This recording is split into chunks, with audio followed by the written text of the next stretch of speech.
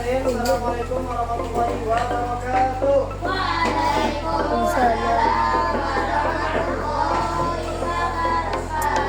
Baiklah semuanya, nah pada pagi hari ini sengaja lakukan terlebih dahulu ya, bulan Mei tanggal 28. Kira-kira siapa yang ngomong? Oke, pertama Hadir, Hadir, Rat. Tikis, Rajan Yasin, Faza, Fikri, Dipa, Ismail, Jihad, Agif, Yazid, Fizi, Zafran, Nabila, Kodira, Keke, Rashid, Zahida, Zaki, Rangga. Kita doakan saja semoga cepat sehat ya.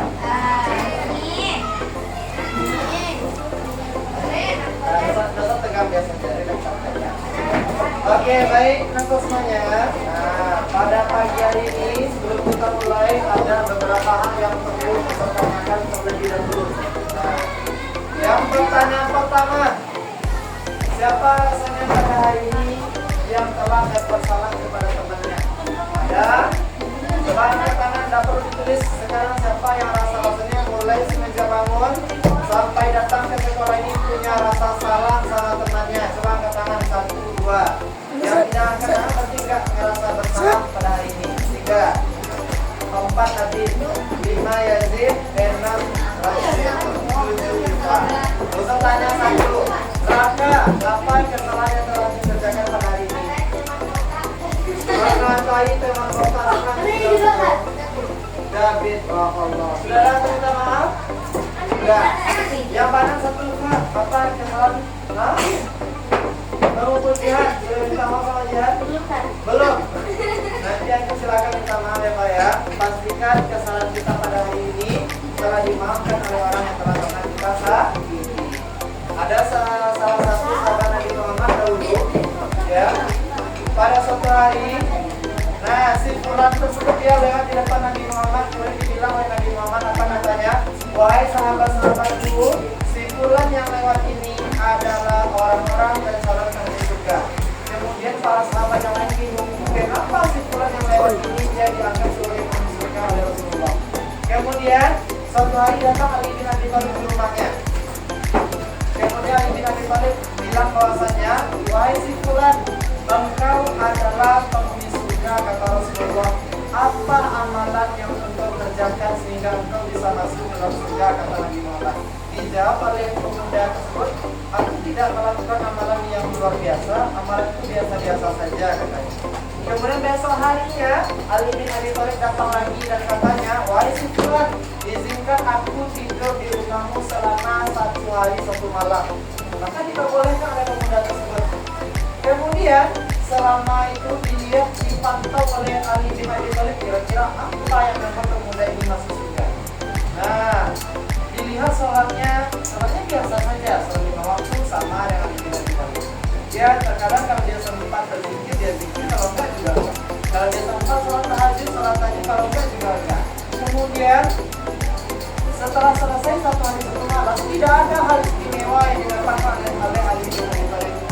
Yang dia lihat itu semuanya pernah dia kerjakan. Lantas kenapa pemuda ini masuk surga, kata Nabi Muhammad. Kemudian, nah bertanya lagi Nabi Muhammad, wahai si fulan, setelah 1 hari 1 malam saya tidur di rumah engkau, aku tidak melihat hal apapun yang dikerjakan lebih daripada aku, kata Nabi Muhammad. Kemudian dibilang oleh si fulan, mungkin ada satu yang bersama Rasulullah. Apa itu, kata Nabi Muhammad? Saya sebelum tidur selalu memaafkan semua orang yang pernah menyakiti saya. Nah, jadi sifatnya begitu. Sebelum dia tidur sejak malam itu, selalu dia memaafkan semua orang yang pernah berbuat salah kepadanya. Terlepas apakah orang tersebut minta maaf kepadanya atau enggak, yang jelas dia selalu memaafkan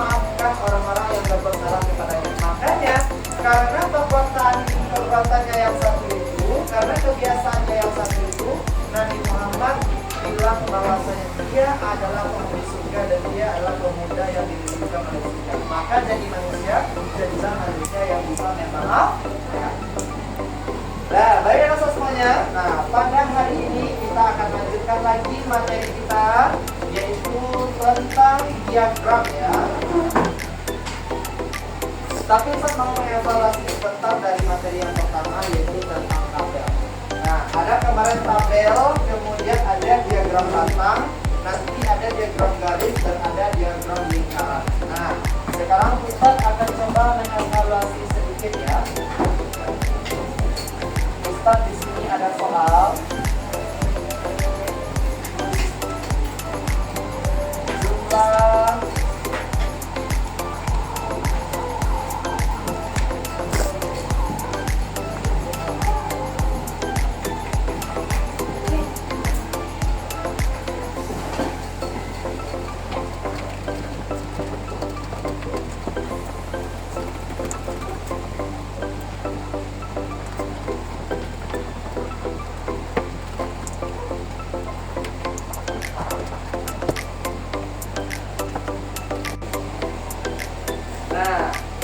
jumlah kelas di SDS di Perukan.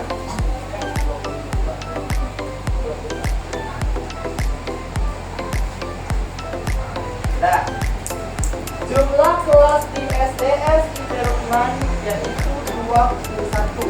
Kelas 1 berjumlah 3 kelas, kelas 2 berjumlah 2 kelas, kelas 3 berjumlah 3 kelas, kelas 4 berjumlah 4 kelas, kelas 5 berjumlah 4 kelas, dan kelas 6 berjumlah 5 kelas. Ini adalah data ya. Pertanyaan Ustaz yang pertama yang Ustaz tulis di sini, data primer atau data sekunder? Data primer atau data sekunder? Silakan yang menjawab data primer angkat tangan. Yang menjawab data sekunder? Oke, baik, silakan.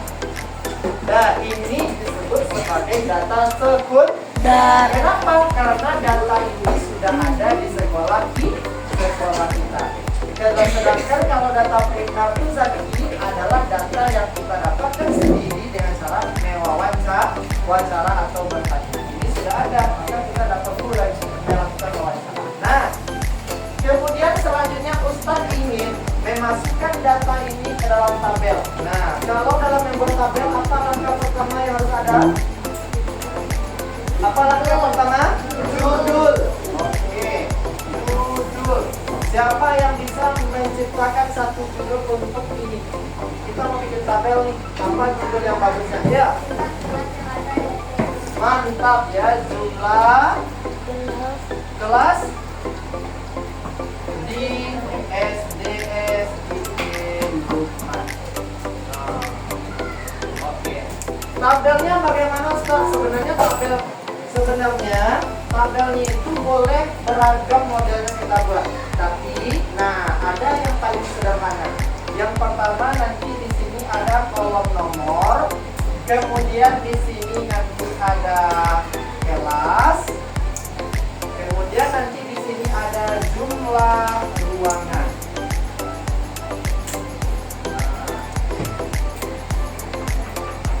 Langsung kita buat tabelnya.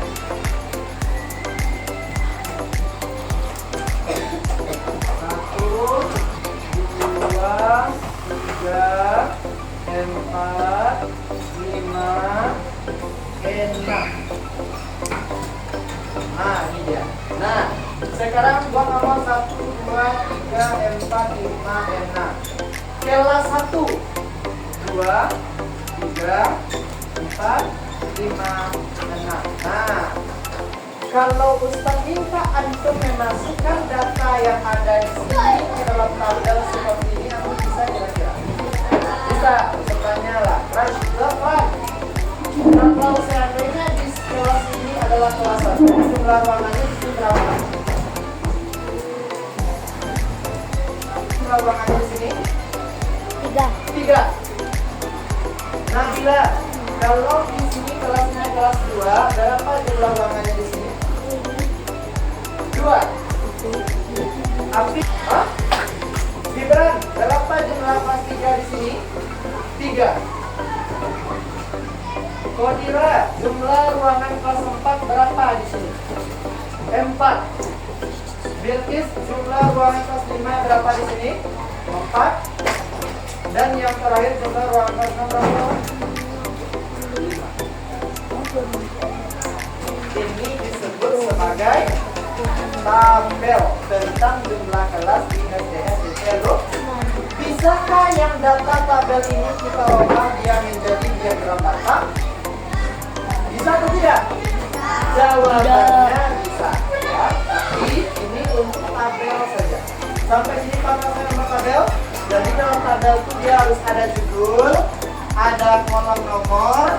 Kemudian kalau dia seandainya orang buat di sini nama, kalau seandainya benda buat di sini nama bendanya, kalau dia berupa ruangan atau kelas, terus di sini diagram kelas yang berapa. Dan paling ujung letakkan jumlahnya berapa. Baik betul? Nah, oke.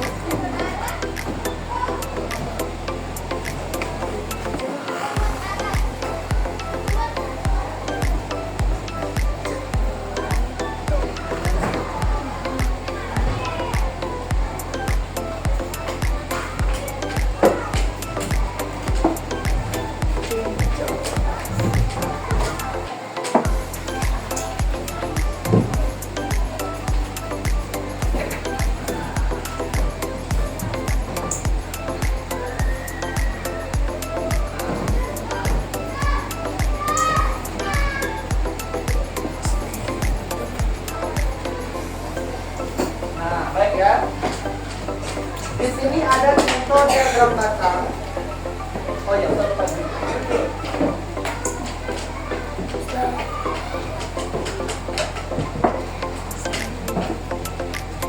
Jumlah siswa berprestasi. Itu judulnya. Judulnya yaitu jumlah siswa berprestasi di kelas 4, 5, dan kelas 2. Jadi di sini sudah saya buatkan contoh diagram batangnya. Kira-kira dari diagram batang yang Ustadz buat ini, apa informasi yang bisa kita ambil? Silakan katakan, Yazid, apa satu informasinya? Kelas 5 memiliki 5 orang siswa berprestasi. Boleh, satu informasi. Yang kedua, apa lagi sedikit? Oke, kelas 2 siswa berprestasinya lebih sedikit daripada kelas 5. 2 informasi. Yang ketiga, siapa yang misalnya ketiga? Silakan. Ada yang bisa? Ibran, silakan.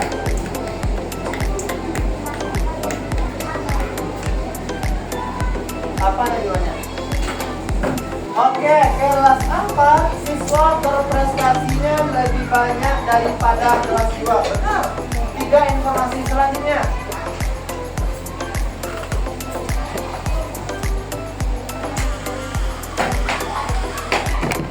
Sama dengan rekan selesai. Yang lain, Faza silakan.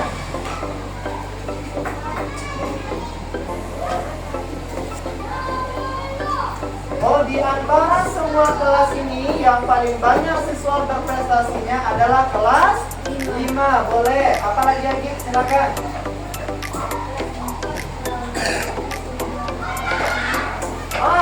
Siswa kelas 4 memiliki jumlah siswa berprestasi yaitu 4 orang. Boleh. Apa lagi? Sudah 5 informasi. Agit ada. Ya, Agit satu lagi. Oke, kelas 2 memiliki siswa berprestasi yang paling sedikit dibandingkan dengan kelas 4 dan kelas 5. Dari diagram batang yang satu ini, orang bisa memahami berbagai macam informasi, ya, seperti yang telah antum sebutkan tadi. Nah, sekarang kita akan lanjut lagi untuk mencoba diagram lingkaran, ya.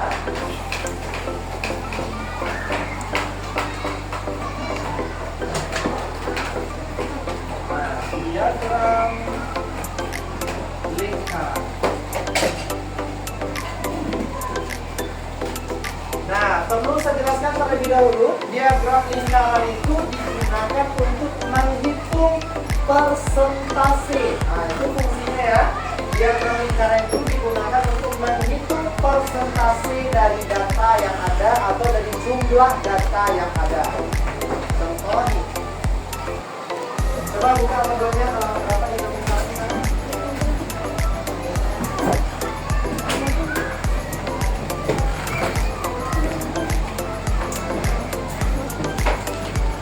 Nah, buka kalau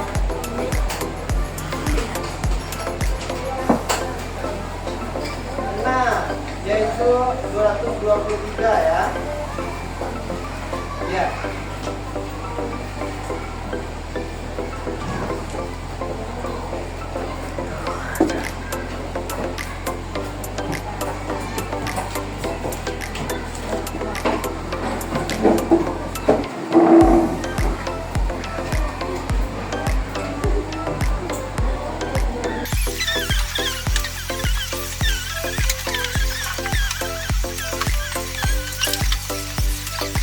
Pengertian diagram lingkaran itu adalah diagram yang digunakan untuk menghitung persentase jumlah data yang ada.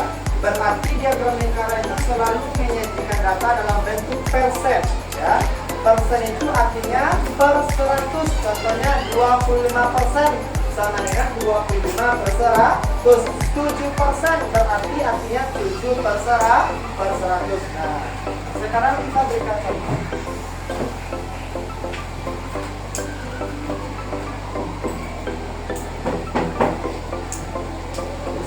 Diagram lingkaran.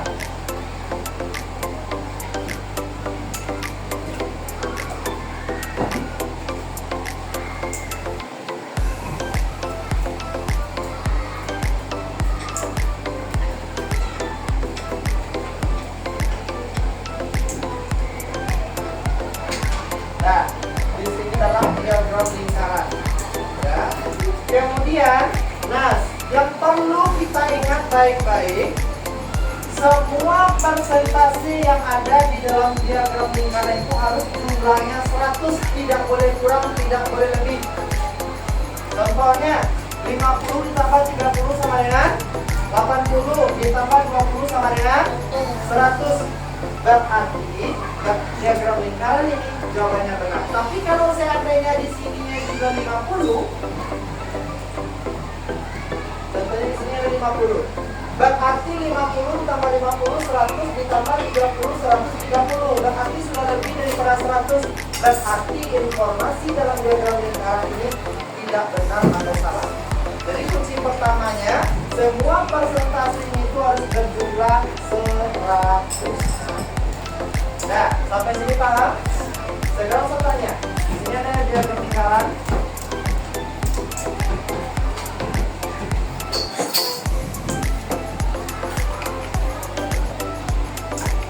Di sini ada 35, di sini 35, di sini 15. Berapa persen kira-kira yang di sini? Siapa yang bisa jawab?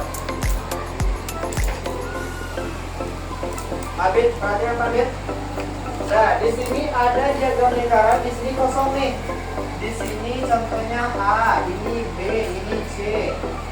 Persentase A-nya 35%, persentase B 35% juga.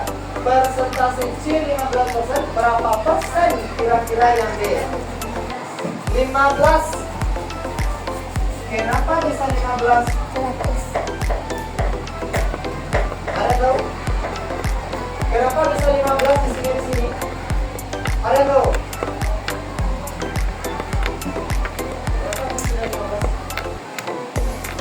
Nah, jawabannya di sini kenapa bisa 15? Karena semua persen yang ada di sini itu jumlahnya harus 100. Tadi kan di sini kosong nih berkis. Kita hitung dulu. 35 tambah 35 berapa? 70 ditambah 15 85. Nah, berapa lagi kalau 100 dikurang 85 berapa? 15. Berarti di sini jawabannya 15%. Nah, itu perlu diingat baik-baik. Nah, sampai sini paham? Nah, baik, yang selanjutnya. Sekarang kita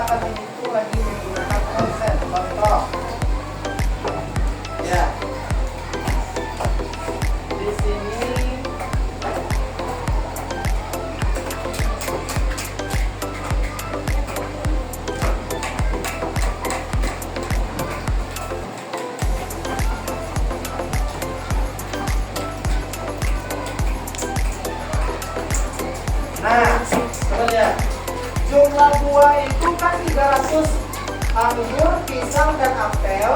Jumlahnya 300 buah. Kemudian 50%-nya apel, 30%-nya anggur, 20%-nya pisang. Pertanyaannya, berapa jumlah anggur kira-kira? Jumlahnya kan 300. Ketiga buah ini kan 300. Kemudian dia bilang anggur itu jumlahnya 30%. Ustaz tanya, berapa jumlah buah yang 30% ini? Bagaimana cara mencarinya? Maka cara mencarinya bahwa kita lihat anggur itu berapa persen? 30%. Tulis di sini 30/100. Bisa?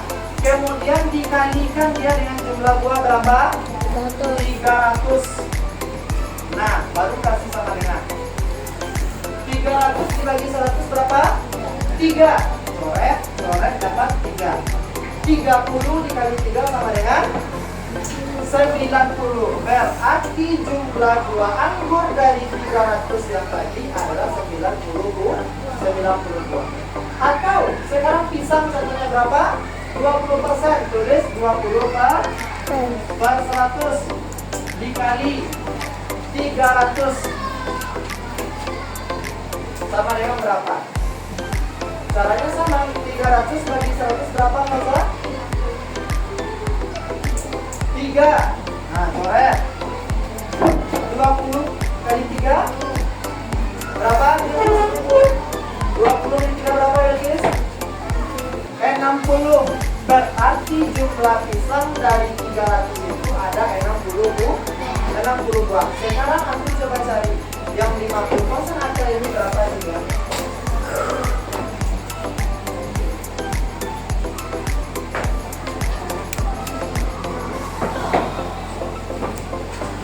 Maka bisa ini. Yang pisang itu berapa? Yang akar itu berapa? Dia 50% dari berapa juga kira-kira? Hah? Nah, sekarang coba kita tulis 150 kebagi benar atau tidak? Bis apelnya 50%, berarti dia ditulis 50 dikali 3. Nah, 300 bagi 100 sama dengan 3. Sama dengan 150. Sekarang kita hitung benar nggak kira-kira jumlah ini semua pas dengan 300. Kalau pas berarti benar langkah cara kerja kita. 150 ditambah 90 berapa? 240 ditambah 60 300. Berarti pas dengan jumlah buahnya. Berarti data yang kita sajikan dalam bentuk diagram lingkaran sudah benar. Sampai sini paham? Nah, itu yang perlu diingat ya, itu saja masih diagram lingkaran. Nah, sekarang Ustaz akan berikan soal tentang diagram lingkaran.